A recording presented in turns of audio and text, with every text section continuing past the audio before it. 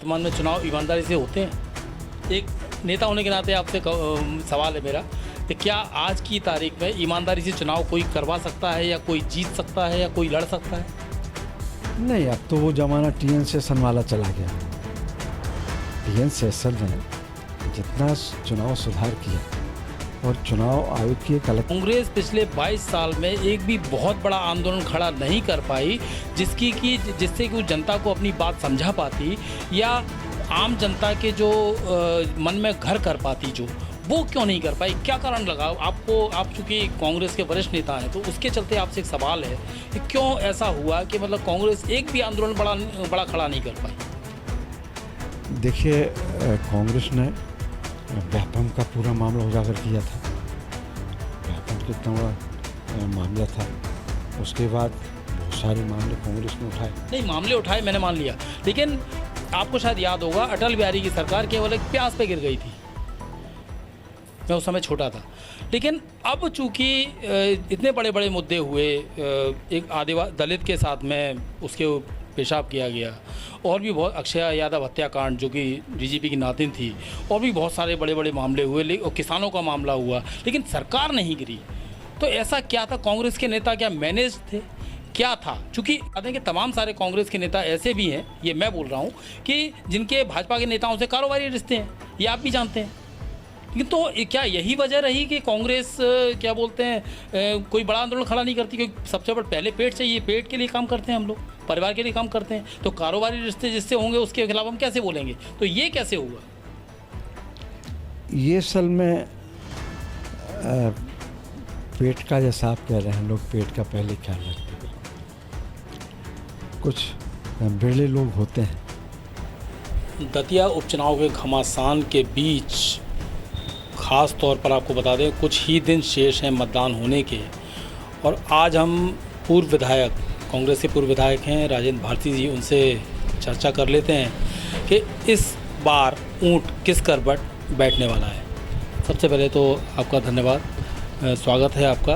और सबसे एक बड़ा सवाल ये उठता है कि आप चूँकि आप दोनों को ही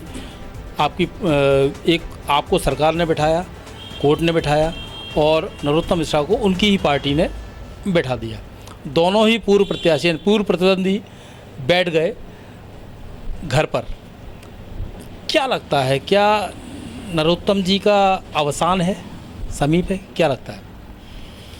देखिए, ऐसा है कि पूर्व गृह मंत्री ने जिस तरह से फॉल्स और फैब्रिकेटेड केस लगवाया, और उस समय मुझे उन्होंने मैनेजमेंट के द्वारा अयोग्य भी घोषित करा दिया, लेकिन हमारी राजनीति ख़त्म नहीं हुई। हम राजनीतिक रूप से इस कोर्ट के फैसला आने के बावजूद जिंदा है, लेकिन उनकी पार्टी ने उनको न केवल राजनीतिक रूप से ख़त्म कर दिया, बल्कि उनको एहसास करा दिया कि वो अब इस लायक नहीं है कि चुनाव लड़ सके। इस बार का चुनाव आप किस तरह से देखते हैं? चूँकि आप दोनों ही प्रतिद्वंदी थे जो कि अब मैदान में नहीं है। अब नया चेहरा बीजेपी ने उतारा है, आशुतोष तिवारी, चूँकि वो भी यहीं के हैं, ब्राह्मण नेता हैं, तो पार्टी ने, बीजेपी ने कहीं ना कहीं डैमेज कंट्रोल करने की कोशिश की हुई, ब्राह्मण के बदले ब्राह्मण नेता को उतार दिया, जिससे कोई आरोप ना लगे। लेकिन उधर से जो यहीं के हैं कुंवर साहब यानी घनश्याम सिंह जी, उनको उतारा है। टक्कर किस तरह देखते हैं इसमें? देखिए, टक्कर तो शासन, प्रशासन और कांग्रेस की है, बीजेपी की नहीं है। बीजेपी की तरफ से शासन लड़ रहा है, प्रशासन लड़ रहा है, और उनका मैनेजमेंट। अब केवल इसमें एक सबसे बड़ा प्रश्न ये है कि यदि हमारे कांग्रेस के प्रत्याशी उनके मैनेजमेंट को असफल करने में सफल हो गए और ईमानदारी से चुनाव हुआ, तो कांग्रेस जीत जाएगी। और यदि वो बीजेपी के मैनेजमेंट को असफल नहीं कर पाते और बेईमानी करती है बीजेपी, तो भारतीय जनता पार्टी जीत जाएगी। तो आपको क्या लगता है कि अभी वर्तमान में चुनाव ईमानदारी से होते हैं? एक नेता होने के नाते आपसे सवाल है मेरा कि क्या आज की तारीख में ईमानदारी से चुनाव कोई करवा सकता है, या कोई जीत सकता है, या कोई लड़ सकता है? नहीं, अब तो वो ज़माना टी.एन. शेषन वाला चला गया। टी.एन. शेषन ने जितना चुनाव सुधार किया और चुनाव आयोग की एक अलग पहचान दी, जितना उनने ईमानदारी से और जितनी ऊंचाई पर पहुंचाया, वर्तमान में जो चुनाव आयोग है वो उतने ही नीचे उसको ले गया। चुनाव आयोग की कोई अपना अस्तित्व नहीं है सरकार के आगे। लेकिन चुनाव अब पूरी तरह से बीजेपी यदि लड़ती है तो बेईमानी से लड़ती है। जहाँ भी जीतती है, सरकार बनाती है, बेईमानी से बनाती है। यहाँ भी बेईमानी होगी। अब ये डिपेंड करता है, जैसा मैं फिर कहना चाहूँगा, जो सामने प्रतिद्वंदी है वो कितना दमखम वाला है। यदि उसमें दमखम नहीं है, उसको नहीं रोक सकते, तो फिर जीतना बड़ा मुश्किल होता है। इसका सामना हम लोग 2008 से कर रहे हैं।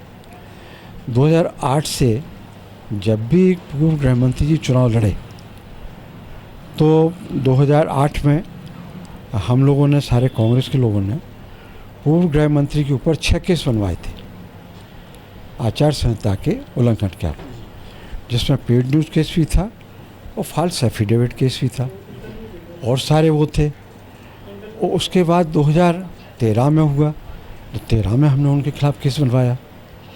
18 में हुआ तो 18 में भी हमने उनके खिलाफ केस बनवाया, वोटर लिस्ट को। तो उन सारे केसों का, जैसा कि आप बता रहे हैं 8 केस लगे हो, तमाम सारे केस लगे, तो उसमें हुआ क्या उनका? नहीं, उसमें एक केस में तो हुआ, पेड न्यूज़ केस में निर्वाचन आयोग ने उनको अयोग्य घोषित कर दिया। तो निर्वाचन आयोग और हाई कोर्ट नई दिल्ली के सिंगल बेंच से आज ही वो अयोग्य घोषित हैं, लेकिन उनको डबल बेंच से स्टे मिल गया था। अब वो जो केस है वो सुप्रीम कोर्ट में पेंडिंग है। नरोत्तम जी की नाराज़गी और उनके समर्थकों की नाराज़गी, जैसा कि अभी हाल ही में देखी है आपने, तो वो कितना असर डालेगी इस चुनाव पर, ये एक बड़ा सवाल है। नहीं, वो कांग्रेस के लिए बड़ी फ़ायदेमंद है उनकी नाराज़गी। वो खुल के कांग्रेस का काम कर रहे हैं। मीडिया भी हम बता रहा है कि पूर्व गृह मंत्री जी कांग्रेस का काम कर रहे हैं। तो इस समय वो पार्टी के अंदर, पब्लिक के अंदर नहीं, पार्टी के अंदर वो अस्तित्व की लड़ाई लड़ रहे हैं। और वो ये साबित करना चाहते हैं यहाँ से बीजेपी को हराकर कि यदि दतिया में कोई लीडर है तो वही हैं, जीत सकते हैं तो वही जीत सकते हैं। इसलिए पूरी तरह से वो अपनी ही पार्टी के प्रत्याशी को हराना चाहते हैं। और इसका अभी आप मीडिया चले जाएं, आप लाला का ताल एक वार्ड है नगर पालिका में, सुबह पूर्व गृह मंत्री जी वहाँ के पार्षद, बीजेपी का पार्षद है, उसके यहाँ बैठे थे। पूरा ऐसे मोहल्ला है, बीड़ी बनाने वाला मोहल्ला है। वो पूर्व गृह मंत्री जी कांग्रेस को वोट मांग के आए। हर जगह उनके लोग कांग्रेस का काम कर रहे हैं। तो हमें तो खुशी की बात है कि हमारी कांग्रेस आगे बढ़ रही है, जीत हमारी सुनिश्चित हो रही है। डबरा में भी कहीं ना कहीं कांग्रेस को बढ़त दिलाने में किसका हाथ समझते हैं? क्या डबरा में काफ़ी सालों से कांग्रेस है। हाँ, वो असल में, डबरा भी उन्हीं का क्षेत्र माना जाता है ना। वो असल में अपने स्वार्थ के लिए राजनीति करते हैं। जहाँ उनको जैसा फ़ायदा होता है वैसा वो करते हैं। उनको किसी भी तरह से कुर्सी चाहिए, विधायक बनना है, मंत्री बनना है। दतिया ही वो चुनाव लड़ने के लिए आए थे, तो क्या सेवा करने के लिए थोड़ी आए थे? वो तो यहाँ विधायक बनने और मंत्री बनने के लिए आए थे ना। एक सवाल आपसे और भी है कि जो बड़े बड़े नेता थे, चाहे अनूप मिश्रा हों, पूर्व में उमा भारती हों, कैलाश विजयवर्गीय हों, नरेंद्र सिंह तोमर हों, या और भी बड़े बड़े तमाम सारे ग्वालियर चंबल अंचल के नेता थे और मध्य प्रदेश के नेता थे लेवल के, शिवराज सिंह चौहान हो, तो उनको कहीं ना कहीं पार्टी जो वरिष्ठ नेतृत्व को चुनौती देता हुआ नज़र आता है, उसको बीजेपी कहीं ना कहीं उसको डाउन करने की कोशिश कर लेती। यही हुआ है शायद, क्योंकि अनूप मिश्रा आज कहाँ है, उमा भारती कहाँ है? उमा भारती ने बगावत की थी, आपको शायद याद होगा। अब कहाँ है? 8 में। अब कहाँ है? बीजेपी और ख़ासकर जो बीजेपी की केंद्र में लीडरशिप है, वो असल में स्टेट में उन लोगों को प्रमोट करती है, संरक्षण देती है कि उनकी कठपुतली बन के रह सकें। बिल्कुल भाई जी। शिवराज सिंह जी होते तो चौथी पांचवी बार बनते, सीनियर थे, कठपुतली मुख्यमंत्री नहीं होते। तो नए नए जो मुख्यमंत्री वो बनाते हैं, कहने के लिए वही कहते हैं कि हम नए नए कार्यकर्ताओं को मौका देते हैं। नहीं, ऐसा नहीं है। उनका कठपुतली वो कौन होके रहेगा, उसको मुख्यमंत्री बनाते हैं। एक आखिरी सवाल है कि कांग्रेस, चूँकि 22 साल हो चुके हैं भारतीय जनता पार्टी की सरकार को, 22 साल हो चुके हैं, 1.5 साल यदि कमलनाथ जी का हटा दें तो। लेकिन सबसे एक बड़ा सवाल ये उठता है, जनता के मन में भी उठता है और हमारे मन में भी उठता है कि कांग्रेस पिछले 22 साल में एक भी बहुत बड़ा आंदोलन खड़ा नहीं कर पाई जिससे कि उस जनता को अपनी बात समझा पाती या आम जनता के जो मन में घर कर पाती, जो वो क्यों नहीं कर पाई। क्या कारण लगा आपको? आप चूँकि कांग्रेस के वरिष्ठ नेता हैं तो उसके चलते आपसे एक सवाल है कि क्यों ऐसा हुआ कि मतलब कांग्रेस एक भी आंदोलन बड़ा खड़ा नहीं कर पाई। देखिए, कांग्रेस ने व्यापम का पूरा मामला उजागर किया था। व्यापम कितना बड़ा मामला था, उसके बाद बहुत सारे मामले कांग्रेस ने उठाए। नहीं, मामले उठाए मैंने मान लिया, लेकिन आपको शायद याद होगा अटल बिहारी की सरकार केवल एक प्यास पे गिर गई थी।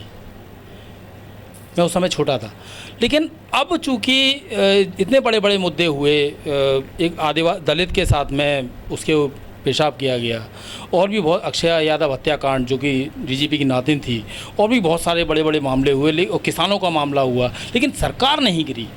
तो ऐसा क्या था? कांग्रेस के नेता क्या मैनेज थे, क्या था? चूँकि आपको बता दें कि तमाम सारे कांग्रेस के नेता ऐसे भी हैं, ये मैं बोल रहा हूँ, कि जिनके भाजपा के नेताओं से कारोबारी रिश्ते हैं, ये आप भी जानते हैं।